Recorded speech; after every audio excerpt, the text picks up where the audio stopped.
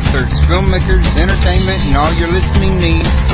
Listen now to Talk Now Radio, where no topic is taboo.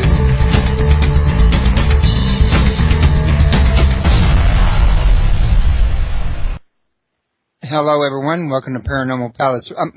Pardon me, folks. I mean Talk Now Radio. I got so used to saying Paranormal Palace over the years that it gets stuck in my tongue sometimes. But as I've told everybody, I've recently switched to Talk Now. I'm doing variety, so I'm covering paranormal still, but I'm also covering the whole broad wide spectrum of anything and everything that can be thought of in my effort to learn more as time goes on. Okay, now joining me tonight is going to be Nick Redfern, and we're going to be talking about his latest book, Monster Files, which I've spent some time reading over the last few days, and he's got a lot of information. This is one thing I've seen, folks, about Nick Redfern's work. Every time I read one of his books, as he goes out there and he gets the information that few people seem to know or hear about. I mean, I read this stuff in books all the time. I read it on the internet all the time, and every time I get his book, I still pick up on stuff that I never read before. The man digs pretty deep to get his information, and he always brings the straight facts onto the table. I think you're going to be really enjoy this here. It's going to be a real treat for you. I want to remind everybody, if you want to learn more about Nick, you can go to www.nickredfern14.blogspot.com. And for those of you listening at YouTube or iTunes or somewhere, you can come to www.talknowradio.com. Free membership will get you in the chat room. We'd love to have you there chatting and asking questions. And for those of you that want to call in, the number is 832-632-7904. If you have friends that are Mac computers, you can let them know that I've just recently installed a Flash player. I could use some Mac listeners to test it out and let me know that it is playing for them. So, Nick, now that I've said a whole complete mouthful, how are you doing tonight? I'm good, thanks. How's it going with you? It's going pretty good here. I think we're close enough together that we got the same humid, hot, wet weather, don't we? Yeah, actually, the last 4 days we've had nothing but rain here. I mean, last week I don't think it went under 100, but this last 4 days the temperature's plummeted since Sunday, and we've had nothing but, I think we've had maybe half a day when it hasn't rained, and that's it in 4 days. When I say hasn't rained, I mean rained solid non-stop for like almost 4 days. Yeah, that's true. Same here. And on top of that, I went to Yahoo Weather, and they're predicted for rain all the way through Sunday at least, if not more. No, I don't mind. I can do with a bit of a cooler temperature. So. Yeah, it has been bringing the temperature down. I'll give it that. So, getting back to the brass tacks about this here book, what gave you the idea for this here particular, it's like you've been doing a series on in-depth study on different things here lately, like an in-depth study on NASA, on Area 51 and Area 51 bases, on Men in Black, and now Monster Files. So, well, what's motivating Nick Redfern? Well, basically, Russ, what it is that, over the years, having done a lot of cryptozoological research, I get snippets of stories here and there on all sorts of different subjects. And over the years, I've got, a lot of snippets and fragments of stories on official government involvement or military involvement in cryptozoological stories. And I began to realize over time that, okay, they're only snippets and parts of stories, but if I was to sort of look into them deeply, what I actually found was that there was more and more strands to investigate and aspects to uncover, to the point where I was literally able to sit down one day and say, hey, if I spent sort of the next year just intensively following up on every lead, every source, every freedom of information potential document, and just see what it uncovers, there's a potentially huge story here, and that's exactly what I did. And so it was a case of sort of sitting down and really spending time, turning all these fragments into something bigger and following up leads and finding one person who will pass it on to somebody else and somebody else. And, and then you've got the bigger picture, so to speak. Yeah, you got a fantastic picture. Now, Lynn Caston was on my show. I want to say it was last week or the week before. We were talking about the Journey to Planet Serpo, and he mentioned in the book and on my show that it's like 25 years before they declassify information, the officialdom does. So if that's correct, and I'm assuming it's the same in England, you'd probably know more than me since you're from there.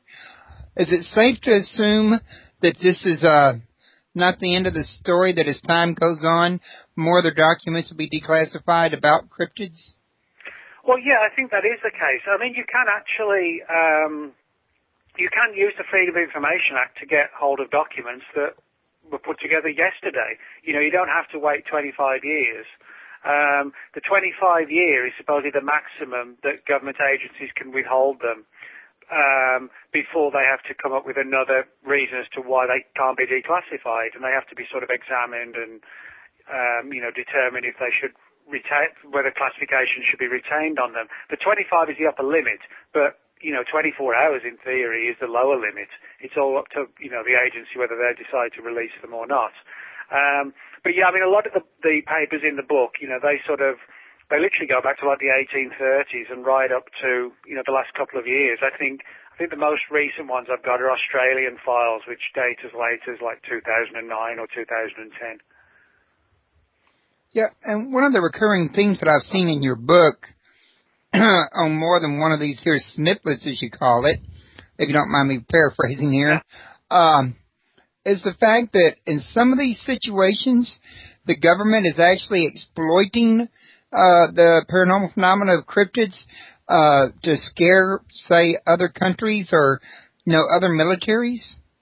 Yeah, this is the weird thing, that some of the cases in the book deal with what are clearly, in my view at least, unknown animals that are of interest to government agencies.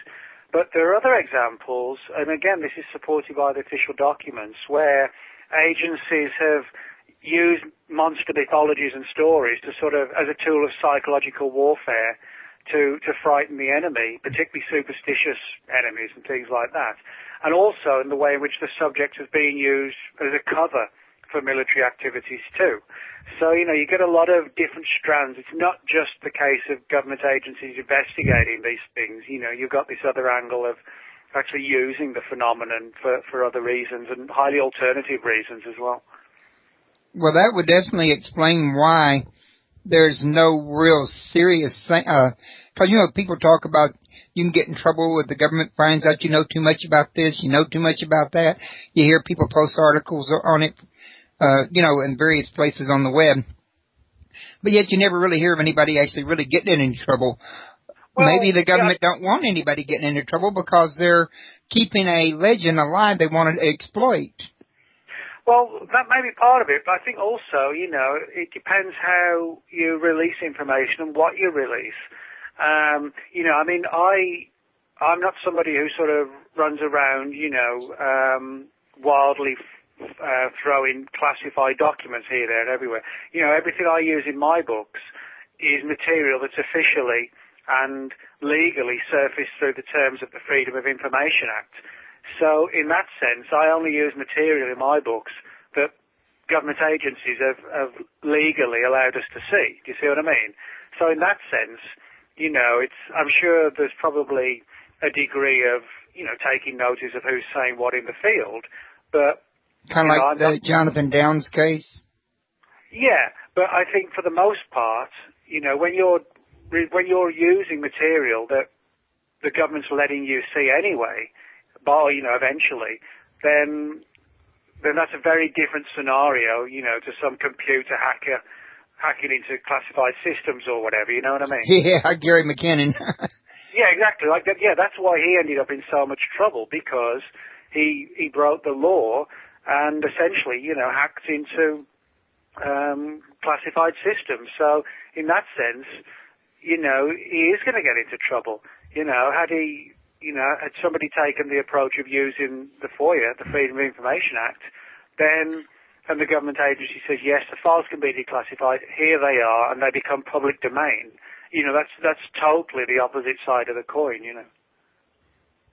It's just a matter that, I guess some matters are probably a little more sensitive than others. You might say a story about a Bigfoot loose in Mount Pleasant, just the name of a place off the top of the head, may not mean nearly as much as a wormhole being discovered in China. No, that's right. And I think, we also have to remember that as files get older, there's a tendency then for more of them to surface. So that's why often, material that comes through the Freedom of Information Act is historical, because so many years have gone by to where, unless it's really sensitive, that a decision's been taken, well, okay, it's all right if we release them now, So basically, it's sort of like feeding the public morsels in a way, you might say, just enough sugar lumps to keep them going or interested?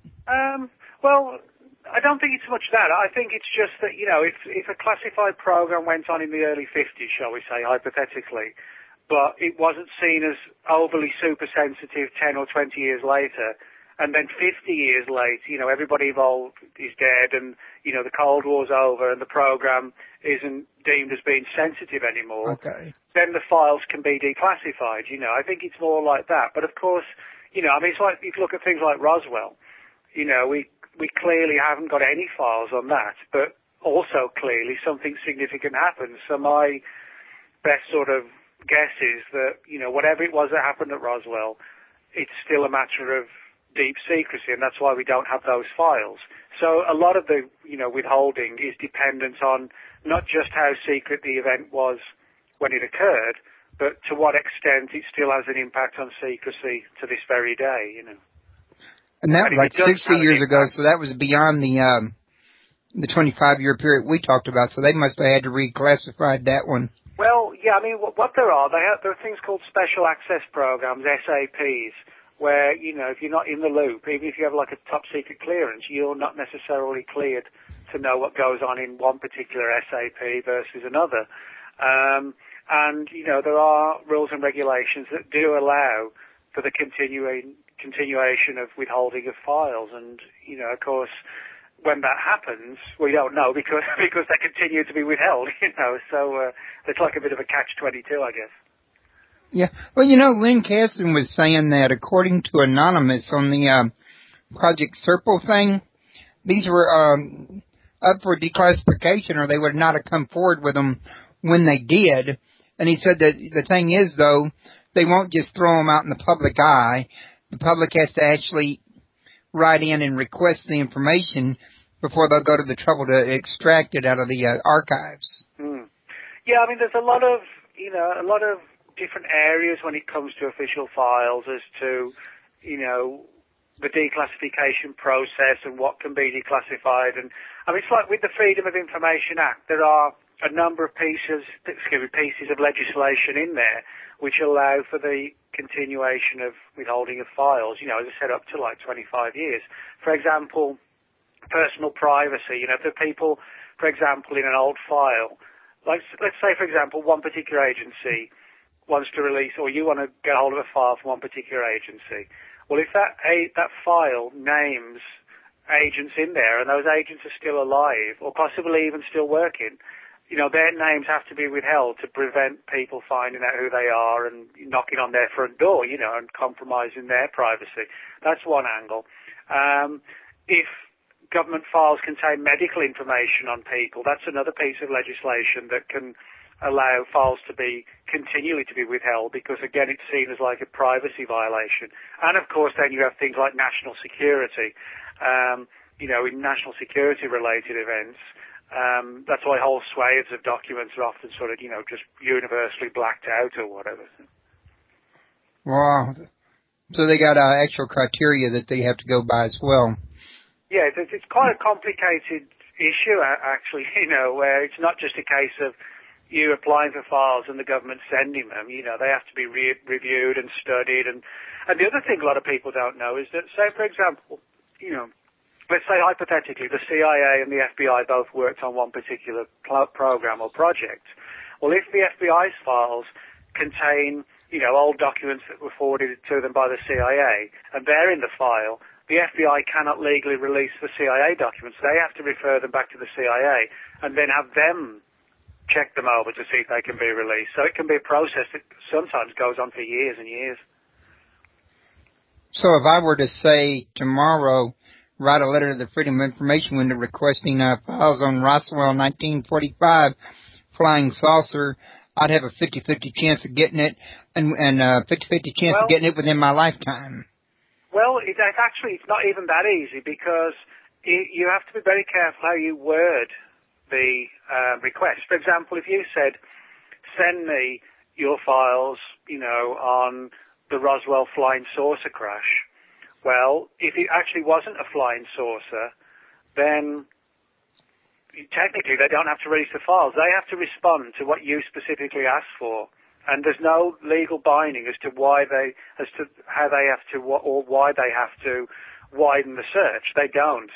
So if they don't have anything technically on, if you say a flying saucer, if they've got nothing on a flying saucer-shaped craft coming down, in 1947 at Roswell, they're not obliged to do a wider search of material. And of course, if you say at Roswell, well, Roswell was actually the base where the debris and the bodies were supposedly taken. The actual crash site is a place called the Foster Ranch, which is a 2-hour drive from the town of Roswell. So, in other words, you would have to be very careful to describe, an event that occurred on the Foster Ranch in July 1947, not vaguely the flying saucer crash at Roswell, because that won't get you anything. So you would have to add in maybe read the wording from the newspaper clip at the time might be helpful? Something like that, yes. You have to be extremely careful and direct and to the point. It's like if you wanted to get files on an individual. Let's say, for example, somebody who's in the UFO field in the 50s, like Donald Kehoe. If you wanted to know if there was an official file on him, you have to not just say, I want files on Donald Kehoe. You have to explain who Donald Kehoe is, and you have to prove the person's dead. You either have to find like an online obituary or an old newspaper obituary, photocopy it or scan it, and you have to send that in with your request as well. You cannot just request, unless it's like a really famous person who we know is dead, like Marilyn Monroe or somebody like that. If you can't, if it's an obscure person, you have to prove the person is deceased. So they make sure they don't get in any kind of legal trouble. Yeah, exactly. Yeah. Well, one of the things that you were talking about in your book that I found like a very interesting theory was we touched bases on it a minute ago, the wormhole idea or the portal idea of Bigfoot and other, Loch Ness monsters being highly evolved and making use out of these types of portals? Yeah, well, this is sort of the more controversial end of cryptozoology. A lot of cryptozoologists, that's sort of an official sort of fancy term for monster hunters, take the view that, all these different creatures we look for are just normal, regular flesh and blood animals, but ones that science and zoology haven't found, captured or classified yet, or they actually deny they exist, So in other words, they're just perceived as unknown animals rather than something weirder. Now, my personal view is that, particularly with Bigfoot, I don't believe Bigfoot is just a North American equivalent of like an African Congo gorilla. I think there's something very weird about Bigfoot that has clear, in my view at least, paranormal overtones to it, however we define what the paranormal might be.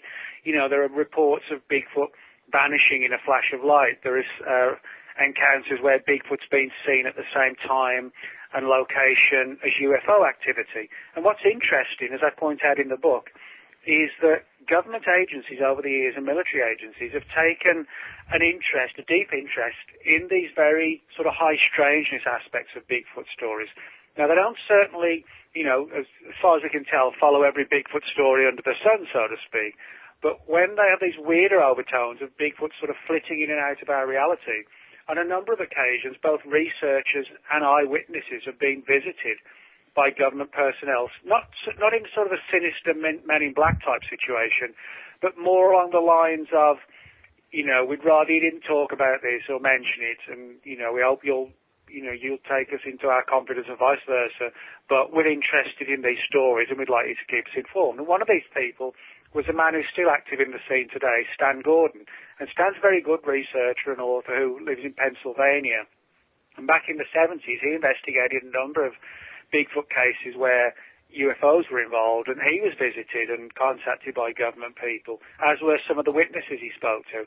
And my personal view is that these things probably sort of flit in and out of our reality via what we call wormholes, and that would explain why, Bigfoot has this sort of strange here 1 minute and gone the next minute aspect to it, where, it seems to be able to elude us, not just conveniently or most of the time, but too conveniently and all the time.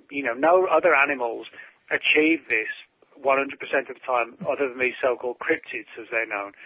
So I think the reason why military agencies investigate these creatures isn't so much the creature as such, it's the techniques and the science involved in jumping from reality to reality or from wormhole to wormhole, because anyone who could understand and duplicate and utilize wormhole type technology would have a massive military advantage over the enemy. If you could just predict or open a wormhole wherever you wanted it, anywhere on the planet at any time, that would give you a tremendous, as I said, advantage over whoever else. So I think that's what it comes down to. It's not just a case of trying to figure out what Bigfoot is. That's part of it, but it's more along the lines of how does it achieve what it achieves, and can we duplicate it? Okay, I've got a question for you in the chat room, but before I go into that, I was going to mention real quick, I've interviewed Lapicertus Kiowani, or is it Kiowani Lapicertus? I think you're familiar with him. Yeah, he wrote the Psychic Sasquatch. Right. And he's lived out there in the wild with these, and he's claimed he's actually seen them. Mm-hmm. Well, yeah, there's a lot of stories like that. People claiming to have had repeated encounters or sort of psychic messages from Bigfoot and things like that. Now, a lot of cryptozoologists, they roll their eyes at it, but I don't care, the way I look at it is the witnesses are the most important people, and if they're saying, Bigfoot vanished in a flash of light or the creature just dematerialized, we shouldn't be writing these stories off just because it doesn't go along with somebody's worldview that it's just an ape that science hasn't found. So, I'm more than willing to look into these cases because I think there is this weirder overtone to Bigfoot, and I think it will probably be these strange overtones that will solve the mystery if we ever do solve it, Okay. Now, God's Scribe was wanting to know what you know about Middle Hollow Earth. Do you know if such files on that exist? That's a good question. I don't know so much if files exist on it, but I've read on this whole subject, I don't believe there's a literal hollow Earth, but I do believe, that some of these stories about sort of huge cavernous parts of the Earth where people claim to have seen, the remains of ancient civilizations and things like that. I think there could well be something to that. The stories coming from places like Mount Shasta in California or deep below Death Valley in California. You get things like this all over the place. And actually, there's an author named Walter Bosley, who's also a former military intelligence officer, and his father had an extensive military background as well, and his father was supposedly or reportedly told that the Roswell event actually wasn't an alien event, but it was reportedly something involving like an ancient terrestrial civilization that lived deep under the southwest of the U.S., and essentially the U.S. government found out about their existence when one of their craft crashed. And after studying it, it was determined not to be extraterrestrial, but something from right here. And the more they dug into it, they found evidence supposedly of this ancient culture that still existed in isolated parts of the planet, but deep underground. And Walter's, Walter's a very credible person, and his dad had a highly credible career. The big question is whether his dad was fed disinformation or if it's really true. Was Roswell, an event that really did involve strange creatures, but ones that ironically were from here, rather from out there. I've heard of something similar to that before.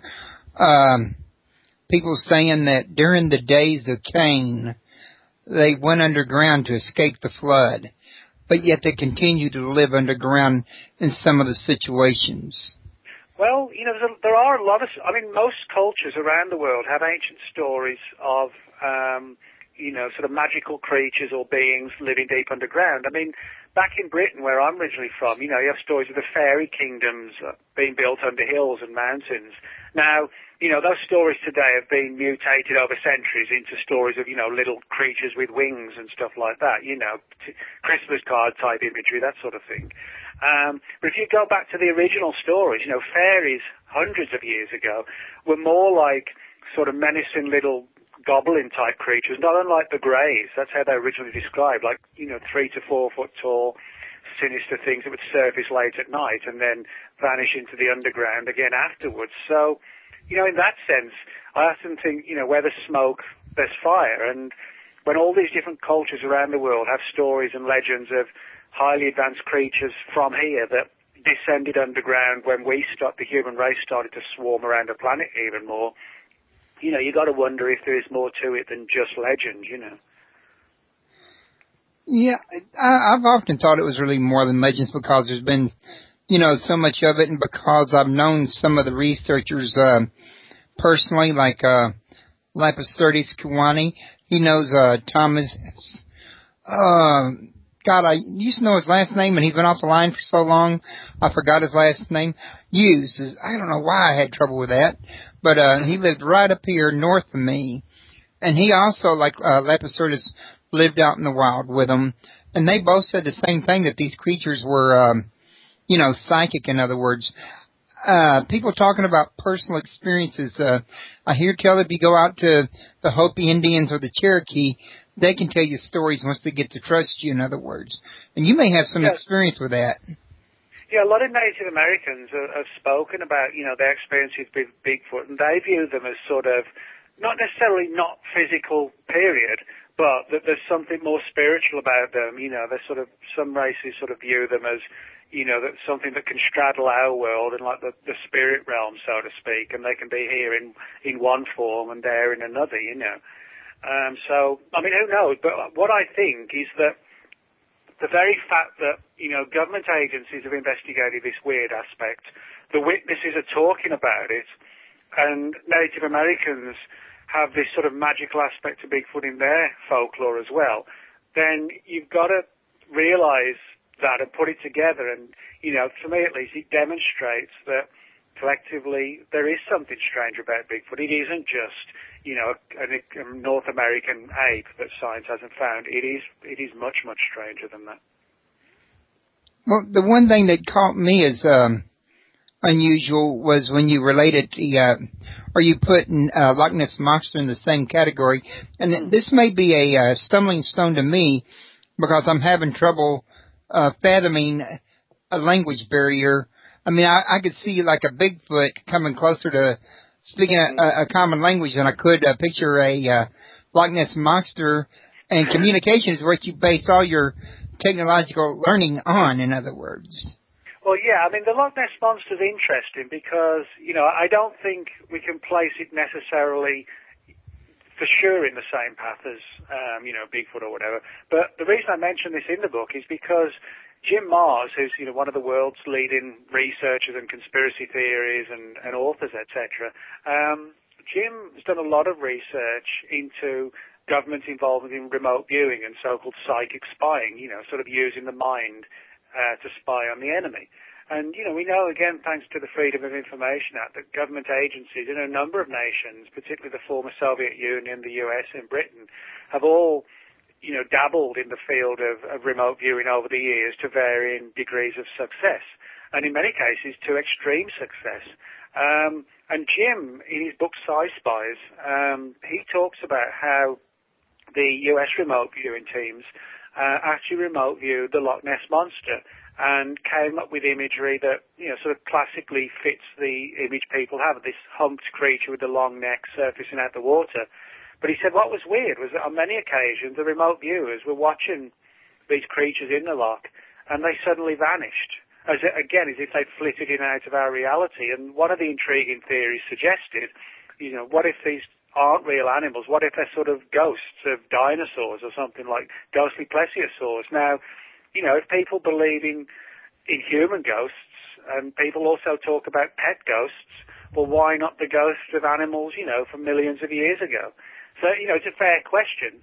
But you could also apply the idea of these things suddenly vanishing, that maybe they too, have jumped from one reality to another. Now, I don't necessarily